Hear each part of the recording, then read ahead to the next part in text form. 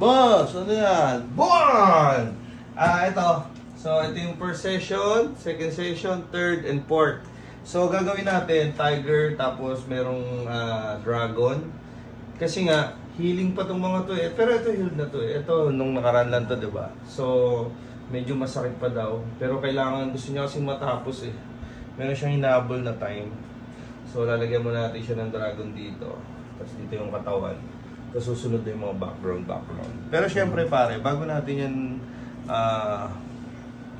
stencilan, hugasan muna natin. Take antibacterial soap. Yan, from... Amen. Mali naman fish eh. Take Product Philippines from MLC Tattoo Supply. No, kita mo naman fish yan, no? Hugas. Yung ano natin, yung ano. Hindi, yung ano muna, fish naman eh. Ow! Ow! Fish na. Natutuyo muna natin.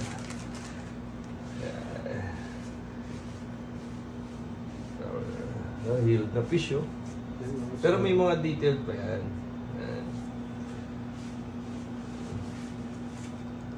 Tapos, didikitan natin siya ng stencil solution tech. Makakabilisan na ito, isang box ha. Isang may box natin.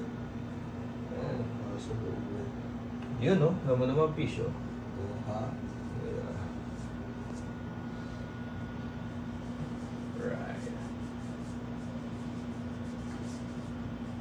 Ayan, pagdikit natin.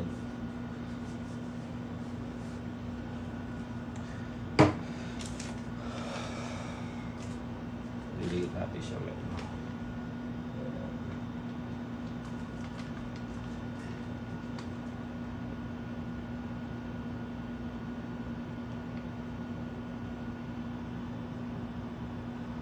Yun, no?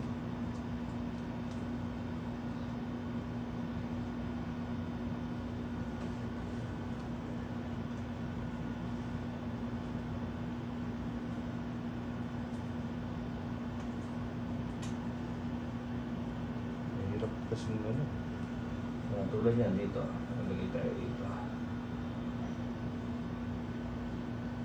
Yun, no? Diba?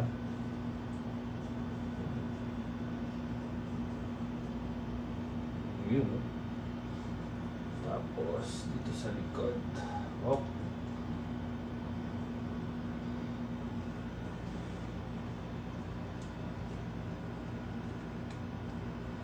Umabot sa harap yung sungay fish.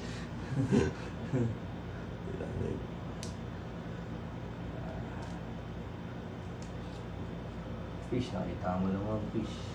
Ow! Oh. Tintik ang kape. Nakaw! Imoy! Talama! Patay na eh. Patay na, tinatatuan. May stencil pa. Nakakapit, no? Ngayon ba? Ngayon pare, about naman sa ito, man. Gumagamit din ako nitong Tech Ink Solution. Men, nilalagay ko siya dito, sa dulo. Pang ano rin kasi yan eh, pang... yung... Bawa, black ang tatattoo mo, naninigas din yung karayom, pare. Kumbaga parang... ano ba tawag doon, pare? Dilyo? No, hindi, tumitigas yung needle. So, sinasawsaw ko rin dyan. So, minsan, ito, katulad yan, black to, di ba? Allegory black. Allegory black yan, pare, di ba?